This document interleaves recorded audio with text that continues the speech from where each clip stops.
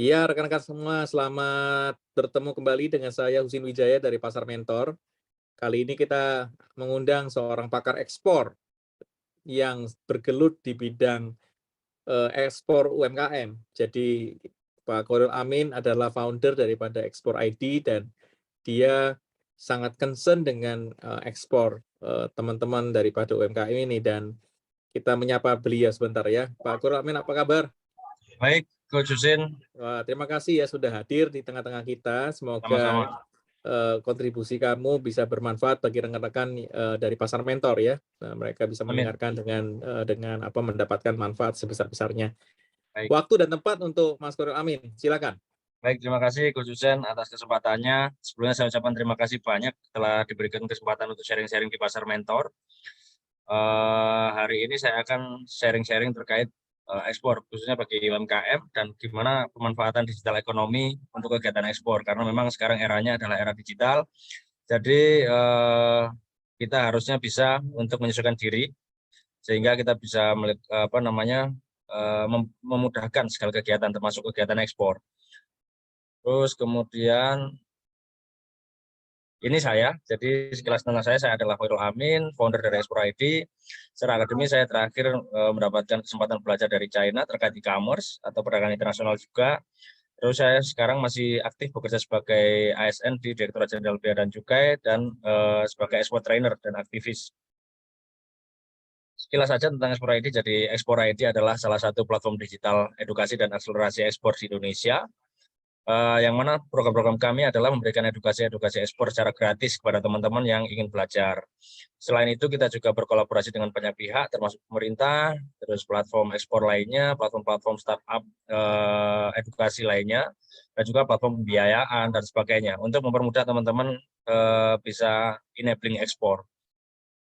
Ini alumni kita, jadi kita sudah mengadakan selama 12 batch atau setahun, dan dari total 400 peserta, ini udah 60 lebih. Jadi sekarang udah hampir di angka 70 yang udah melakukan ekspor melalui kami. Jadi belajar melalui kami, dan teman-teman kita guidance untuk ekspor. Kita awali dengan UMKM karena kebetulan saya juga concern terkait UMKM. Jadi UMKM di Indonesia mitra usaha binaan kami, UMKM binaan kami ada sekian ribu. Jadi untuk media sosial, forum-forum di media sosial ada sekitar 15.000 sekian, terus forum-forum di grup WA, grup Telegram kita ada 3.000 sekian, terus kemudian alumni ada sekian, dan koperasi ada 317 yang 317 koperasi yang membawai UMKM. Jadi UMKM yang dibawahi oleh koperasi ada 317 UMKM yang bergabung bersama kami untuk belajar ekspor. Terus kemudian kita bicara UMKM, jadi UMKM di Indonesia itu kebetulan paling padat di dunia. Namun kontribusi ekspor UMKM di Indonesia masih rendah kalau menurut saya. Jadi kontribusi sampai awal tahun 2022 itu masih hanya 15-16% dari total nilai ekspor.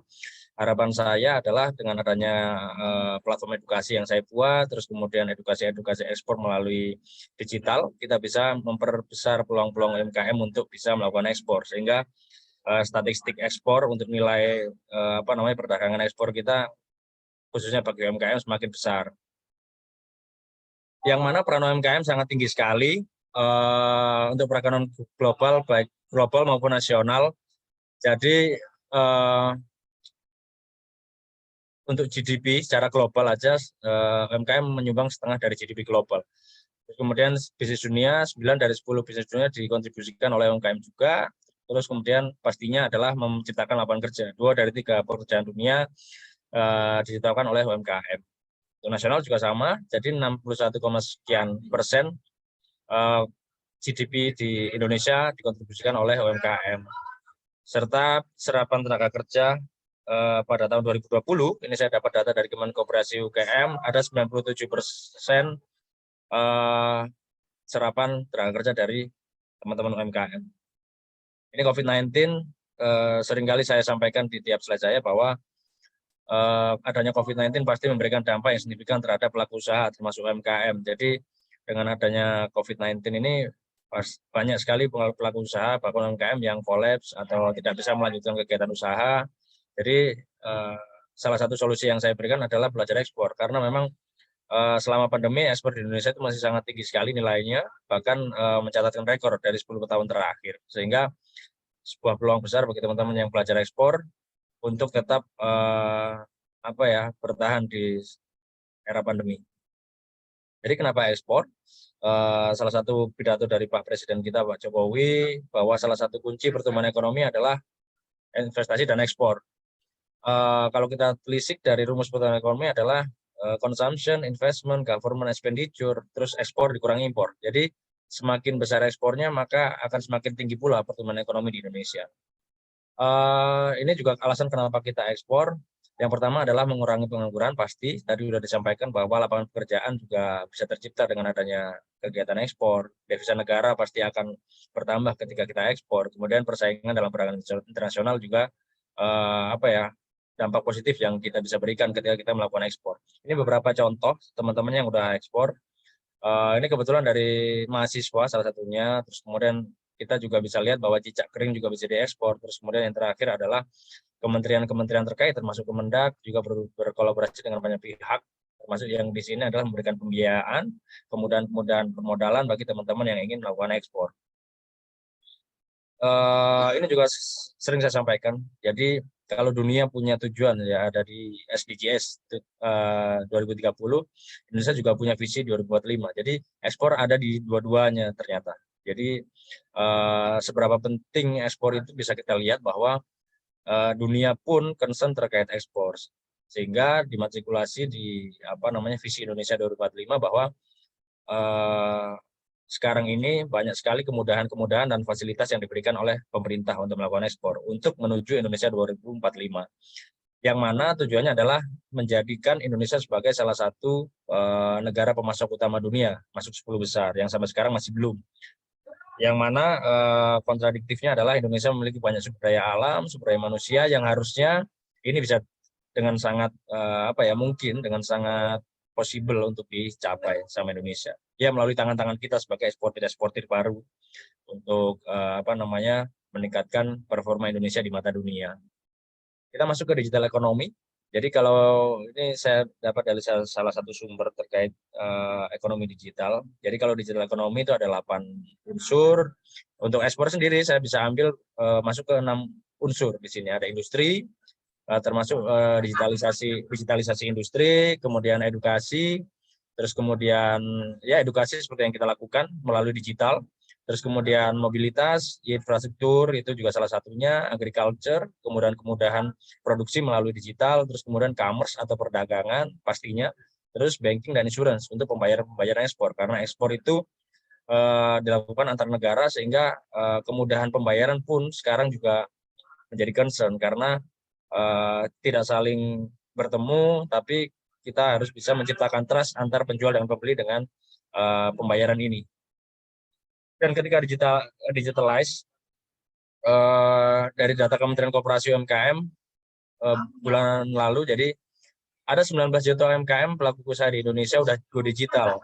Dan dari keseluruhan UMKM yang go digital mencapai 500 triliun hingga 600 triliun. Terus transformasi digital ada 3 segmen juga yang saya sampaikan untuk ekspor, ada e-commerce, termasuk niaga elektronik. Jadi teman-teman bisa menggunakan Alibaba, Amazon, Shopee, itu juga bisa sebagai salah satu kegiatan marketing untuk kegiatan ekspor. Terus kemudian yang kedua adalah transformasi digital, termasuk e-banking, production, terus kemudian pencatatan keuangan, itu juga bisa dilakukan dengan secara digital. Terus kemudian digitalisasi ekosistem usaha, termasuk pendidikan, kemudian berusaha, kemudian kemudahan ekosistem logistik, itu juga mulai dimudahkan untuk kegiatan ekspor. Terus untuk definisi itu sendiri, jadi yang saya sampaikan kepada teman-teman adalah bahwa ekspor itu kegiatan mengeluarkan barang dari Indonesia atau daerah pabean. Terus kemudian secara fundamental, teman-teman harus memahami 5 hal dasar ini sebelum melakukan ekspor, termasuk AS Code. AS Code adalah kodifikasi barang yang berlaku secara internasional. Termasuk misalkan kita bicara handphone kodifikasi AS-nya berapa, sehingga database secara internasional atau dunia itu bisa dipetakan. Misalkan handphone selama 1 tahun penjualannya berapa banyak dan antar negara apa aja. Terus kemudian biaya keluar juga penting karena memang salah satu pungutan negara yang dikenakan untuk kegiatan ekspor. Jadi teman-teman harus tahu apakah barangnya terkena bea keluar. Namun tidak semua barang terkena bea keluar. Ada 7 kategori barang yang terkena bea keluar, bisa dicek di peraturan tersebut. Ketika kena bea keluar, nanti bisa dicek tarifnya berapa persen atau misalkan berapa per metrik ton, nanti bisa dihitung. Setelah kalian melakukan ekspor, kalian harus membayarkan bea keluar kepada negara. Terus kemudian ada larangan pembatasan barang-barang yang dilarang dan dibatasi untuk ekspor. Ketika barang dilarangi, ya udah tinggalin, kita nyari barang-barang yang dibebaskan untuk ekspor. Kalau dibatasi, kita cari barang-barang yang istilahnya perizinannya mudah untuk kita akses. Misalkan untuk ekspor beberapa kategori barang yang dibatasi ekspor, kita harus mengajukan perizinan ekspor dari Kementerian Perdagangan misalkan. Terus payment sama, ada beberapa kategori payments untuk ekspor, termasuk letter of credit, terus advance payment, dan sebagainya. Terus Incoterms, ini penentuan shipment terms, misalkan teman-teman menjual barang. Tahun ini Incoterms itu bisa dikategorikan sebagai peralihan tanggung jawab ya. Misalkan asuransinya akan ditanggung siapa, freight-nya antar negara ditanggung pembeli atau penjual, terus kemudian logistik atau biaya-biaya yang timbul lainnya itu ditanggung oleh siapa. Contoh ada FOB. Kalau FOB itu kita sebagai seller atau eksportir menanggung biaya sampai pelabuhan kirim atau di Indonesia. Selebihnya biaya-biayanya ditanggung oleh pembeli kita di luar negeri. Kalau CIF misalkan, itu yang sering ya. Kalau CIF itu biaya freight untuk internasional atau sea freight itu kita yang tanggung, termasuk insurance dan sebagainya. Ini trade agreements. Jadi salah satu fasilitas yang dibutuhkan pemerintah adalah agreements. Jadi pemerintah bekerjasama dengan negara-negara lainnya untuk kemudahan akses. Misalkan kalau kita bekerjasama dengan China atau ASEAN, di sana nanti barang kita akan dibebaskan bea masuknya salah satunya, dan sebaliknya. Itu menjadi daya tawar kita bahwa ya udah beli barang dari Indonesia aja, karena kalau beli barang dari Indonesia nanti di China dibebaskan bea masuk, dan sebaliknya. Dan negara-negara lainnya, ini juga beberapa negara. Ini yang terakhir, jadi untuk kerangka dasar ekspor, ini beberapa hal yang perlu teman-teman ketahui. Yang pertama fundamental, tadi sudah saya jelaskan, teman-teman harus mengetahui beberapa hal dasar yang perlu diketahui dan dilakukan untuk melakukan ekspor. Kemudian riset, misalnya kita udah punya barang kita itu laku di negara mana misalkan. Contoh kopi, kalau kopi ke Amerika dan Brazil misalkan. Ya udah kita fokus di 2 negara itu untuk kita melakukan korespondensi yang ketiga. Jadi setelah kita udah tahu negara potensial, kita melakukan korespondensi atau penawaran. Kemudian ketika udah ada balasan, kita melakukan negosiasi. Ketika udah deal, kita produksi. Ketika produksi, kita udah ada di tahap untuk urus legal atau permit, perizinan. Ketika udah perizinan itu dilakukan di banyak pihak, termasuk ketika Lartas, kita mengurus perizinan dari Kementerian Perdagangan dan terkait, terus pemberitahuan ekspor barang itu ke customs atau dari bea cukai, terus kemudian perizinan lainnya, termasuk tadi trade agreements, kalau kita memang ekspor ke negara-negara yang bekerjasama dengan Indonesia atau bermitra dengan Indonesia, kita ngurus trade agreements. Kemudian shipment atau payment, jadi terakhir adalah kita melakukan shipment dan payment. Itu sekilas tentang ekspor yang bisa saya sampaikan teman-teman, mudah-mudahan memberikan manfaat. Terima kasih. Wassalamualaikum warahmatullahi wabarakatuh. Iya, terima kasih Mas Koril Amin ya. Mungkin boleh diturunkan ininya.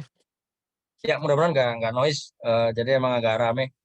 Iya, nggak apa-apa. Oke, kita tanya jawab ya. Ini masih dalam konteks rekaman, jadi kita tanya jawab dulu ya. Jadi Mas Koril Amin ini apa ya? Sebenarnya kalau saya lihat ya, UKM kita itu sebenarnya mau saja ya mereka ekspor ya. Ya. Artinya dibantu seperti itu ya. Tentunya pemerintah juga banyak memberikan fasilitas dan juga kredit dan macam-macam ya. Tapi bagaimana tentang ininya ya, proses sustainability mereka ya? Itu bagaimana cara membantu rekan-rekan UMKM ini agar mereka bisa layak ekspor? Ya, pastinya yang sering saya sampaikan teman-teman adalah urus kesiapan dan legal dulu, Coach. Misalkan karena syarat ekspor adalah dia berbadan hukum atau legal. Kemudian Apa minimal apa badan minimal legal? CV ya. koperasi pun bisa sebenarnya, koperasi. Terus kemudian sebenarnya kalau tidak punya badan hukum itu teman-teman bisa melalui perusahaan jasa titipan. Nah, kalau di bawah 100 kilo, kan ada yang jualan sambal, ada yang jualan barang-barang yang kecil memang. Itu bisa tanpa badan hukum sih, tapi kalau menurut saya lebih baik teman-teman mengurus badan hukum, itu pun bisa diakui secara nasional, sehingga meningkatkan trust sama pembeli kita, calon pembeli kita. Yeah. Untuk sustainability-nya, yang saya lihat dari teman-teman dari kami Ekspor ID yang sudah melakukan ekspor, memang setelah ekspor pertama itu menjadi pintu buat teman-teman bisa ekspor ke selanjutnya gitu, Gus. Jadi mereka pastinya punya portofolio, terus perizinan mereka udah lengkapi, barang pun mereka kan pastinya udah bisa layak untuk diekspor. Jadi itu membuka peluang mereka untuk mendapatkan buyer yang lainnya gitu, dan bisa sustain gitu, Gus. Oke. Ya, ini permasalahan legalitas ya, dan juga mungkin juga masalah produksi kali ya. Produksi ini juga menjadi concern banyak negara-negara juga ya, karena kualitas ya. Saya rasa kualitas daripada produknya ini ya juga harus menjadi pertimbangan. Nah, itu kalau misalnya kita mau consult ya mengenai kualitas produksi dan macam itu, kementerian apa yang bisa membantu ya itu ya? Sebenarnya kalau untuk produk quality kan bisa kita tarik mundur ke sertifikasi sebenarnya, Coach. Misal kayak makanan, ketika dia udah bisa dapat syarat edar dari Badan POM, terus kemudian dapat halal dari Kementerian Agama, dia pastinya sudah memenuhi qualified untuk bisa kita edarkan secara nasional. Untuk ekspor salah satunya juga itu bisa jadi daya tawar kita, bahwa barang kita sudah layak diedarkan nih di Indonesia, itu kalau makanan. Kalau misalkan bahan-bahan pertanian juga sama, ada Certificate of Analysis namanya. Jadi kita mengurus ke salah satu laboratorium yang memang diakui oleh pemerintah. Ketika COA itu rilis dan kita bisa cek kadar-kadar yang terkandung di dalam barang kita.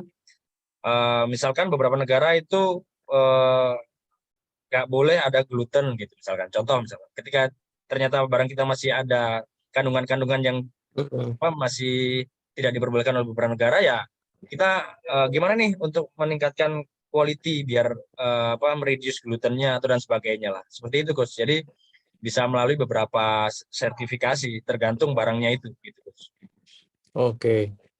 Nah, rekan-rekan sekalian, ini pakar kita ini ya kan sudah siap membantu rekan-rekan sekalian ya. Jadi nanti silakan saja kalau ingin langsung bertanya-tanya kepada beliau ya berkaitan dengan ekspor. Silakan. Dan kami sebagai komunitas pasar mentor ya akan siap membantu rekan-rekan sekalian ya. Semoga bermanfaat buat rekan-rekan semua. Thank you Pak Koril Amin. Semoga kita bisa bertemu kembali dalam seri-seri berikutnya ya, berkaitan dengan ekspor ya. Semoga kita bisa membantu rekan-rekan UMKM untuk menjadi UMKM yang ready untuk ekspor ini ya. Terima kasih ya. Mungkin sedikit lagi Gus, sedikit saja untuk closingnya. Ya. Mungkin teman-teman kalau dengar ekspor itu kayak wah ini susah, terus kemudian harus barang besar dan sebagainya. Ternyata enggak. Alumni-alumni saya itu bahkan ada yang masih mahasiswa, ada yang alumni santri, Gus, bahkan dia belum kuliah, terus kemudian ada ibu rumah tangga, ada ojol juga. Mereka yang mungkin dengan keseriusan belajar, kemudian seringnya mereka riset, akhirnya bisa ekspor gitu. Jadi nggak usah takut, jangan dipandang ekspor itu ribet, terus kemudian itu dilakukan perusahaan besar-besar saja. Mari kita masuk ke salah satu statistik nilai ekspor di Indonesia biar kita Indonesia bisa bersaing secara internasional dalam perdagangan dunia. Itu Gus, terima kasih. Baik. Terima kasih. Nanti kita bisa bertemu kembali, oke? Thank you. Terima kasih. Yuk.